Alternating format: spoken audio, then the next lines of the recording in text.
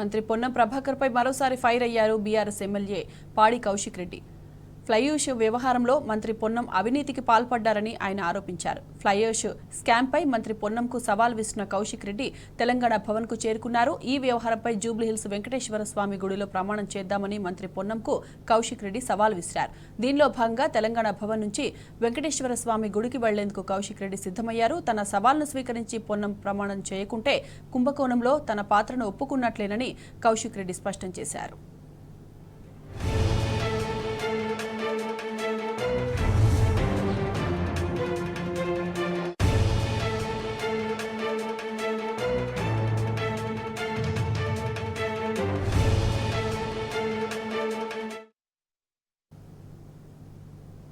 ఇవాళ పొన్నం ప్రభాకర్ గారు TTD Apollo Venkateswara స్వామి టెంపుల్కి ఇవాళ వచ్చి ప్రమాణం చేస్తాడని నేను అనుకుంటా ఉన్నాను.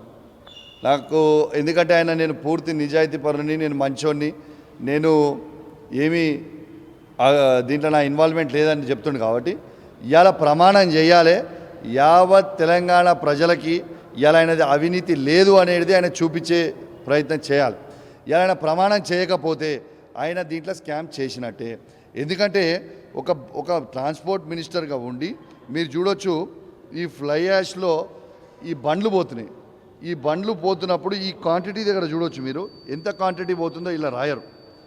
దీంట్లో ఈ వే బిల్ అనేది, ఈ వే బిల్ బ్రిడ్జ్ వీళ్ళ దగ్గర ఉండదు. ఈ వే బిల్ అనేది మనం అడిగితే వే బిల్ అనేదే ఉండదు. యాష్ పాండ్ అనేది ఫ్రీగా పోదా. అరే బాబు, మేము జిఎస్టీ వే బిల్ మాట్లాడతలేము, వే బ్రిడ్జ్ వే బిల్ మాట్లాడుతున్నాము. వే బ్రిడ్జ్ వే బిల్ గురించి కూడా మీకు తెలియకపోతే దానికి ఎవరేం చేస్తారండి? ఆర్టీఏ నామ్స్ ప్రకారం 16 టైర్ లారీ ఉంటే 34 టన్స్ పోవాలి. ఈ లారీ 76.5 టన్స్ ఎట్లా పోతుంది? దీంట్లో ఏం మతలబ్ ఉంది? దీంట్లో ఎందుకు మీరు స్పందిస్తలేరు? ఎందుకు లారీలని సీజ్ చేస్తలేరు? ఇలా ఓవర్లోడ్ పోయిన లారీస్ అన్నింటినీ కూడా ఎందుకు ఇచ్చిపెడుతున్నారు? ఇవాళ ఖచ్చితంగా నేను చెప్తా ఉన్నాను, ఇవాళ పొన్నం ప్రభాకర్ గారు వచ్చి ప్రమాణం చేయకపోతే ఖచ్చితంగా ఆయన ఈ ఫ్లైయాష్ స్కామ్లో 100 కోట్ల స్కామ్ చేసినట్టే. రేపు మళ్ళీ బీఆర్ఎస్ గవర్నమెంట్ వచ్చినప్పుడు ప్రతి రూపాయిని బిడ్డ కక్కిస్తాం, ఇది గ్యారంటీగా చెప్తున్నాం. ఎవరిని కూడా ఇచ్చిపెట్టాం. నేను స్టార్ట్ చేసిన బ్లాక్ బుక్లో నువ్వు ఇలా ప్రమాణం చేయకపోతే ఫస్ట్ పేరు ఎంట్రీ పొన్నం ప్రభాకర్ ఉంటుందంట. Thank you.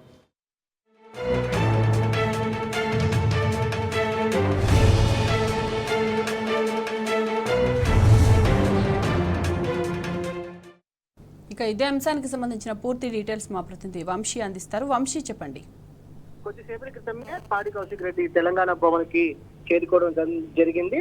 ఏదైతే ప్లే యాష్ కి సంబంధించినటువంటి ఇష్యూ జరుగుతున్నటువంటి నేపథ్యంలో పొన్నం ప్రభాకర్ తన నిజాయితీని నిరూపించుకోవాలని ఏదైతే అపోలో ఆసుపత్రి వద్ద ఉన్నటువంటి వెంకటేశ్వర స్వామి గుడికి వచ్చి దేవుడి మీద ప్రమాణం చేయాలని కూడా వారు డిమాండ్ చేసినటువంటి పరిస్థితి కూడా మనం చూస్తా ఉన్నాము. పొన్నం ప్రభాకర్ సవాలు స్వీకరించాలని కూడా వారు కోరినటువంటి పరిస్థితి కూడా మనం చూస్తా ఉన్నాం. ప్లే యాష్ కుంభకోణంలో ఏదైతే పొన్నం ప్రభాకర్ అష్టం లేకపోతే ఏదైతే వెంకటేశ్వర స్వామి గుడికి రావాలని అక్కడ ప్రమాణం చేయాలని కూడా కోరినటువంటి పరిస్థితి కూడా మనం చూస్తా ఉన్నాము.